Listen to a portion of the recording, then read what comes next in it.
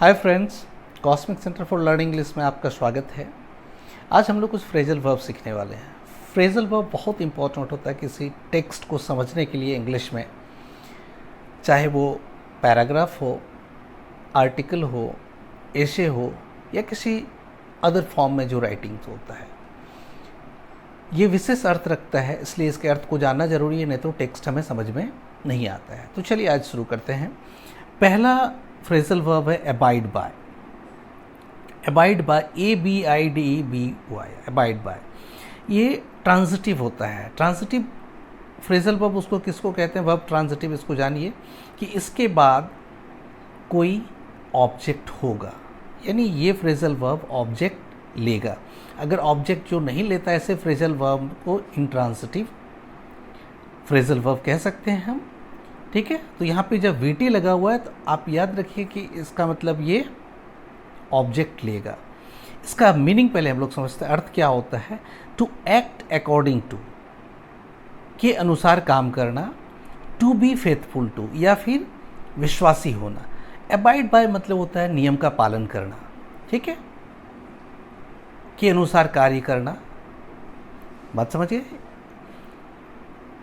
या फिर विश्वासी होना, अर्थात के अनुसार काम करना, या फिर हम मोटे तौर पर इसको कह सकते हैं कि पालन करना।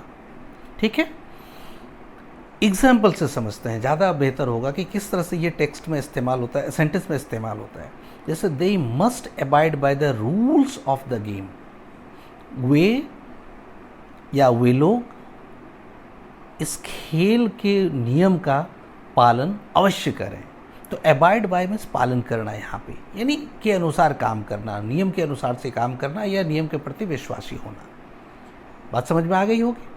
चलिए दूसरा, एब्सटेन फ्रॉम, ABSTAINFROM। ठीक है, एब्सटेन फ्रॉम। अब एब्सटेन फ्रॉम ये भी वर्ब ऑब्जेक्ट लेता है, इसलिए वर्ब ट्रांजिटिव। इसका मीनिंग क्या होता है देखते हैं। नॉट टू डू, ठीक है, नहीं करना, या नॉट टू टेक, नहीं लेना, एटसेट्रा, माने परहेज करने के अर्थ में है। इसका अर्थ क्या होगा? परहेज करना। सेंटेंस में इसका इस्तेमाल कैसे होता है वो देखते हैं। फर्स्ट है, देखिए, he abstained from voting in the election. उन्होंने वोटिंग में, इलेक्शन में, उन्होंने चुनाव में वोटिंग करने से परहेज किया। ठीक है, उन्होंने वोट नहीं दिया, कहने का मतलब है ये form. He abstained from alcohol, वो शराब से परहेज करता है। तो यानी एब्सटेन फ्रॉम मतलब परहेज करना। जैसे अबाइड बाय मतलब नियम का पालन करना, एक मोटे तौर पर अर्थ दिमाग में रखने के लिए मैं बता रहा हूँ। ठीक है, इंग्लिश मीनिंग यहाँ दिया हुआ भी है। Next third, accede to, to agree to. Accede to मतलब होता है कि सहमत होना। इसका सेंटेंस में प्रयोग कैसे होगा? ही एक्सीडेड टू माई रिक्वेस्ट, उन्होंने मेरे अनुरोध को मान लिया, उन्होंने मेरी प्रार्थना को स्वीकार कर लिया। ठीक है, एक्सीड टू मतलब टू एग्री टू, स्वीकार करना या सहमत होना। समझ में आ गया होगा। चलिए आगे है अकाउंट फॉर। नेक्स्ट है अकाउंट फॉर। ठीक है, ACCOUNTFOR, अकाउंट फॉर। ये भी वर्ब ट्रांजिटिव है, इसमें ऑब्जेक्ट लेगा ये। तो इसका अर्थ समझते हैं पहले। To give a reason for, to give a reason for का कारण बताना। टू एक्सप्लेन, या एक्सप्लेन करना, मतलब कह सकते हैं सीधे सीधे कि उसका कारण बताना। ठीक है, या जवाब देना किसी चीज़ का। तो जवाब देना मतलब अर्थ नहीं, उसका उत्तर देना नहीं, यहाँ पे कारण एक्सप्लेन करने की बात है, रीज़न बताने की बात है यहाँ पे। अब सेंटेंस में कैसे इस्तेमाल होता है उसको देख लेते हैं। I can account for the mistake. ठीक है, I can account for the mistake मतलब गलती का कारण मैं बता सकता हूँ। दूसरा है यहाँ पे टू सेटल और डील विथ सक्सेसफुली। दूसरा इसका मीनिंग, एक तो मीनिंग यहाँ पे हम क्या देखे थे, अ रीज़न फॉर, किसी चीज़, to give a reason for, किसी चीज़ का कारण बताना। दूसरा मीनिंग इसका होता है किसका, अकाउंट फॉर का। याद रखिए, एक मीनिंग का सेंटेंस में प्रयोग करके हमने देख लिया, दूसरे का देखते हैं। टू सेटल और टू डील विथ सक्सेसफुली, किसी चीज़ को डील करना। डील करना मतलब एक कंक्लूजन पर पहुंचना, एक निर्णय पर पहुंचना जिसको कह सकते हैं, जिससे मामला वो सेटल हो जाए। ठीक है, डील विथ और सफलतापूर्वक। जैसे एग्जाम्पल में हम देख लेते हैं, उसको समझ में आ जाएगा। सेंटेंस में जब तक प्रयोग में नहीं देखेंगे आपको समझ में नहीं आएगा। The army accounted for large number of the enemy. ठीक है, द आर्मी अकाउंटेड फॉर, ठीक है, a large numbers of the enemy, मतलब बहुत संख्या में जो दुश्मन थे उसके साथ बड़ा सफलतापूर्वक सैनिकों ने डील कर लिया। डील कर लिया मतलब उसको संभाल लिया। ठीक है, माने वो बड़ी संख्या में दुश्मनों के साथ बड़ी सफलतापूर्वक हमारे सैनिकों ने डील कर लिया। ठीक है, माने सफल रहे उसके साथ डील करने में। अगर लड़ाई हो रहा होगा तो लड़ने में कह सकते हैं, उसको भगाना होगा तो भगाने में हो सकता है, मतलब उसमें सफल रहे। नेक्स्ट है एक्ट एज। इसका ये भी वर्ब ट्रांजिटिव है। इसका मतलब टू डू द वर्क और ड्यूटीज ऑफ, जो आपको काम दिया गया है उस काम को करना। मतलब होता है एक्ट्स एज अ डायरेक्टर, अगर आप डायरेक्टर हैं तो डायरेक्टर की तरह काम करना। तो यहाँ पे एक्ट एज, ठीक है, टू डू द वर्क और ड्यूटी, जो अब ड्यूटी है उसको करना। एग्जाम्पल के तौर पर देख लीजिए, he acts as head of department when his boss is away. ठीक है, एक्ट्स एज मतलब होता है कि आप उस पद पर नहीं, लेकिन उस पद का जो काम दिया गया उसको करने के अर्थ में यहाँ पे है। जैसे एक्ट्स एज, जो पद आपका है उस तरह का काम करना। ठीक है, यहाँ पे एग्जाम्पल से क्लियर इस बात का हो जाता है कि he acts as head of the department, वो हेड ऑफ द डिपार्टमेंट के रूप में काम कर रहा है। कब? ठीक है, he acts as a head of the department, वो हेड ऑफ द डिपार्टमेंट के रूप में काम करता है। कब? When his boss is away, जब उसके बॉस नहीं रहते हैं। ठीक है, तब की बात है ये। नेक्स्ट दूसरा है, this sofa also acts as a bed. ये सोफा बेड का भी काम करता है, यानी ये सोफा है लेकिन बेड का भी एक्ट एज मतलब की तरह काम करना। सीधे सीधे एक्ट एज मतलब के तरह काम करना। इसका अर्थ दिमाग में क्या रखेंगे आप? की तरह काम करना। फिर आ जाइए act for, to do something for मैंने के लिए काम करना। वहाँ पे एक्ट एज था, की तरह काम करना, या एक्ट फॉर मैंने के लिए काम करना।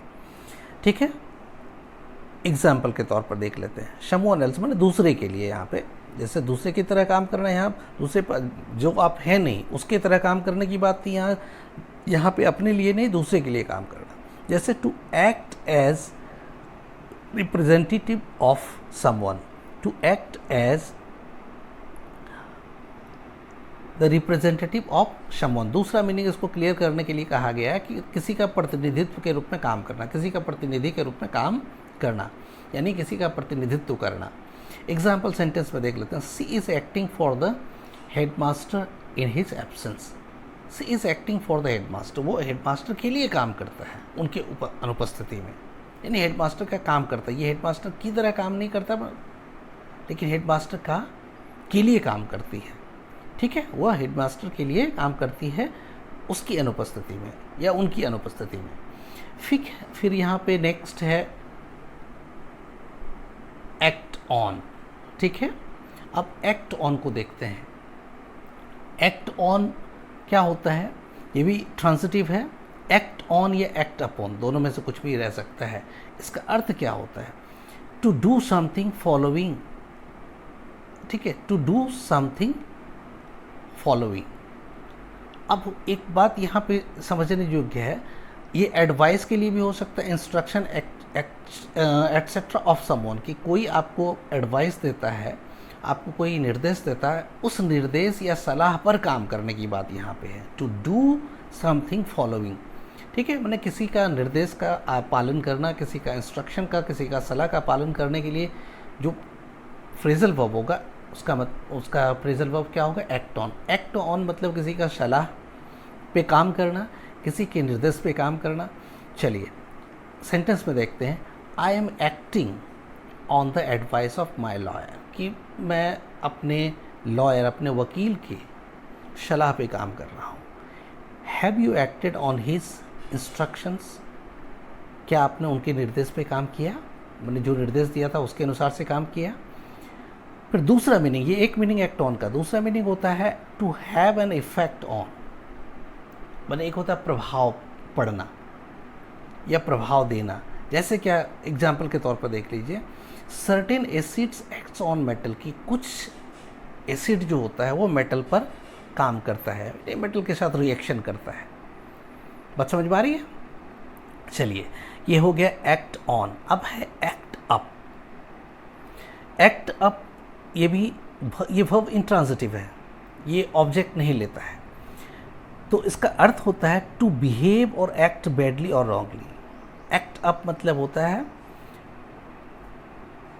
बुरी तरह से काम करना, अच्छा बिहेव ना करना। टू बिहेव और एक्ट बैडली और रॉन्गली, दुर्व्यवहार करना, बुरी तरह से काम करना, इसका अर्थ एक्ट अप मतलब। That child always acts up when his father is away, जब उसके पिता नहीं रहते तो वो बच्चा हमेशा बुरा काम करता है या बुरा बर्ताव करता है। My car always acts up on a long journey, की लंबी यात्रा में मेरा कार भी ठीक से काम नहीं करता है, बुरी तरह से काम करता है, मतलब वो डिस्टर्ब करता है, परेशान करता है। My injured leg is acting up again, मेरा जो घायल पैर है, मतलब जो पैर मेरा इंजर्ड हुआ था, चोटिल हुआ था, ठीक है, फिर से वो काम ठीक से नहीं करने लगा, यानी बुरी तरह काम करता है, परेशान करता है, जिसके कारण से मुझे परेशानी होती है। अब है एड टू, ये वर्ब ट्रांजिटिव है, इसका मतलब होता है एड टू मतलब इंक्रीज करना, बढ़ाना, किसी चीज़ में जोड़ना। कहता है कि the news added to our happiness, खबर ने आज हमारी खुशी बढ़ा दी, खुशी में इजाफा कर दिया। His illness had added their difficulties, उसकी बीमारी ने उन लोगों की समस्या को और बढ़ा दी, और बढ़ाने के सेंस में ऐड टू का अर्थ होता है, ठीक है। फिर ऐड टुगेदर या ऐड अप, अब इसका अर्थ देखिए क्या होता है, ये भी ट्रांजिटिव होता है, टू ऐड और फाइंड द टोटल ऑफ। तो इसके ऐड अप या ऐड टुगेदर या ऐड अप मतलब होता है जोड़ना। जैसे this figures together, add this figures together, इन अंकों को जोड़िए। Add, he added up the column of figures, कि उस कॉलम के सारे फिगर को उसने जोड़ दिया, ठीक है। तो इस तरह से ये इसके अर्थ होते हैं और इसका प्रयोग होता है। तो आज हमने 10 फ्रेजल वर्ब सीखा।